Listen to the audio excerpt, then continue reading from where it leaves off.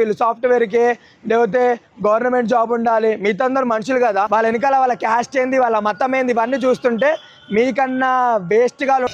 నిజంగా బయట గురించి నాకు ఏమొదలదు, కానీ మరీ హైదరాబాద్లో అయితే రోజు రోజుకి ఈ రెంట్ల పేర్లతోనే పైసలు ఎక్కువ చెప్పడమైనా సరే, కులమత భేదాలు తీసుకురావడమైనా సరే, ఆఖరికి వీళ్ళు ఫర్ సపోజ్ ఓసీ బీసీ అనుకో, ఎస్సీ ఎస్టీ వాళ్ళు వస్తే చీప్గా చూడడము, ఒకవేళ కిరాయి ఇచ్చినా సరే వీళ్ళ పిల్లలు మన లోపలికి వచ్చినా సరే వాళ్ళని తిట్టడము, ఇలాంటి రోజు రోజుకి చాలా ఎక్కువైపోతున్నాయి.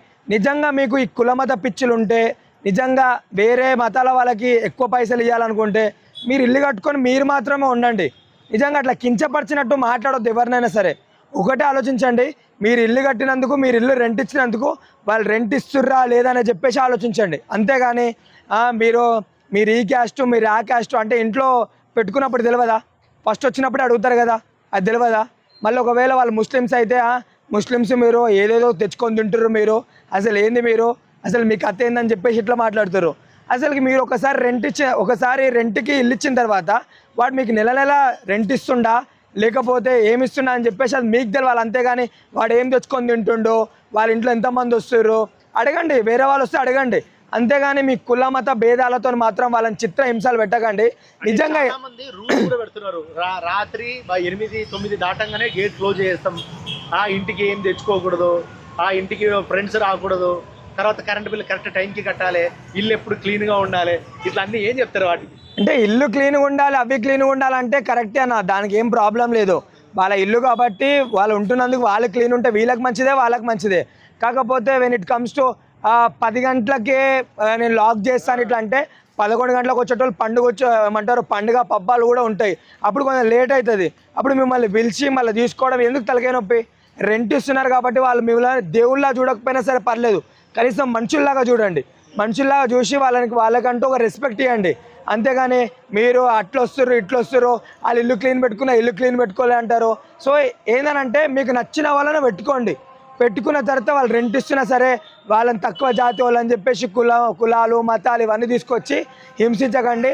అందరికి చూసేటోళ్ళకి ఒకటే చెప్తున్నా, ఇన్ కేస్ ఎవరైనా ఓనర్ వాళ్ళు ఇలా చేస్తుంటే నిజంగా పిఎస్ వాళ్ళకి కంప్లైంట్ ఇవ్వండి. ఎందుకంటే మీ కంప్లైంట్తోనే వేరే వాళ్ళు వచ్చే వాళ్ళకైనా సరే కొంచెం మంచి జరుగుతుందని చెప్పేసి నా ఒపీనియన్. ఇది అంటే కొంతమంది ఇది తినరు, అన్నం తినరు, కొంతమంది వేరే తింటారు కాబట్టి అలా ఇచ్చేది మనుషులకే అని చెప్పేసి మర్చిపోతలేరు. ఏదో పశువులకి కుక్కలకైనా దారుణంగా చూస్తారు కొన్ని టైంలో మనం చూసుకుంటుంటే.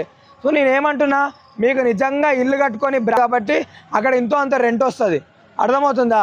ఒక సమాజం మీద బతుకుతున్నాం, సమాజం మీద మనుషులు బతుకుతారు కాబట్టి మనుషులకి రెంట్లు ఇవ్వండి. అంతేగాని వాళ్ళ వెనకాల వాళ్ళ క్యాస్ట్ ఏంది, వాళ్ళ మతం ఏంది, ఇవన్నీ చూస్తుంటే మీకన్నా వేస్ట్గా ఉండరు, మీకన్నా ఒక కించపు బుద్ధి ఏది ఉండదు అని చెప్పేసి నాకు అనిపిస్తుంది. ఇట్లాంటి వాళ్ళందరికీ ఏమంటారు, పోలీస్ స్టేషన్లో కంప్లైంట్ ఇస్తుంటే ఇట్లాంటి వాళ్ళు మారుతారన్న 100%గా.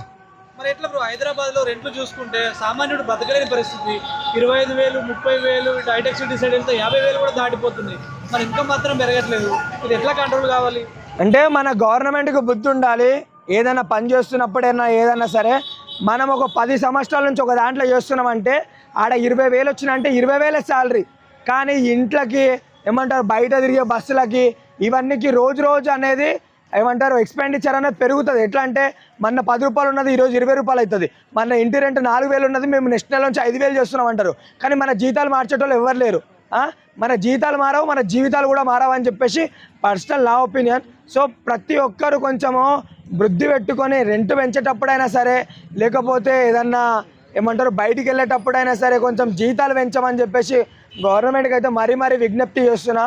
కొంచెం వీలు మారితే మనం కూడా మారుతాం, కొంచెం సొసైటీ మారుతుంది, సొసైటీకి మంచిది అని చెప్పేసి నాకు అనిపిస్తుంది. Last question bro, only software అయితే మాత్రమే ఇంటికి రెంట్ ఇస్తున్నారు, కరెక్ట్ టైంకి ఇస్తారనో లేకపోతే వాళ్ళకి ఎక్కువ శాలరీ వస్తుందనో, మరి మిగతా జాబులు చేసే వాళ్ళ పరిస్థితి ఏంటి, కూలి పని చేసే వాళ్ళ పరిస్థితి ఏంటి? నిజంగా వీలైతే బుద్ధి ఉందో బుద్ధి లేని గాడిదలు అని చెప్పి చెప్పుకోవచ్చు. మొన్న ఆఫీస్ పర్పస్ గురించి రెంట్కి ఇస్తారని చెప్పేసి మేము అపార్ట్మెంట్కి వెళ్ళి సెట్ చేస్తుంటే మీరు ఏమంటారు డైరెక్ట్గా, మీరు సాఫ్ట్వేర్ అయితే చెప్పండి ఇస్తాము. సాఫ్ట్వేర్ అయితే వాడు డ్రగ్స్ తీసుకున్నా పర్లేదు, వాడు ఇంకోటి చేసినా పర్లేదు, ఒక 10 మందిని అమ్మాయిలను తీసుకొచ్చి ఏం చేసినా పర్లేదు, కానీ వాడికి ఇంటి రెంట్ క్లీన్గా ఉండాలి అది అని చెప్పేసి ఏం లేదు. వానికి కావాల్సింది సాఫ్ట్వేర్ జాబ్ చేస్తే పలానా టైంలో నాకు ఇంత శాలరీ వస్తుంది, ఆ శాలరీ టైంలో నాకు కరెక్ట్ ఇస్తానని చెప్పేసి. కనీసం నీకు బుద్ధి ఉంది కదా, నువ్వు డబ్బులు పెట్టే ఇల్లు కట్టినావు కదా, మరి ఇల్లు కట్టినప్పుడు మరి ఆ టైంలో నీకు ఏమంటారు ఇల్లు కూడా క్లీన్గా ఉండాలి కదా. కొంచెం ఫ్యామిలీ కన్నా లేకపోతే ఆఫీస్ పర్పస్ అని అంటే ఓ పని మనిషిని ఏమైనా పెట్టుకొని కొంచెం క్లీన్గా ఉంటుంది కదా. సాఫ్ట్వేర్ వాళ్ళకి ఇస్తే ఏముంటుంది, వాడు రోజు ఒకరితో తిరుగుతారు, ఇంట్లోకి తెచ్చుకుంటారు, పక్కన ఇంటి పక్కన ఉన్న వాళ్ళకి డిస్టర్బెన్స్.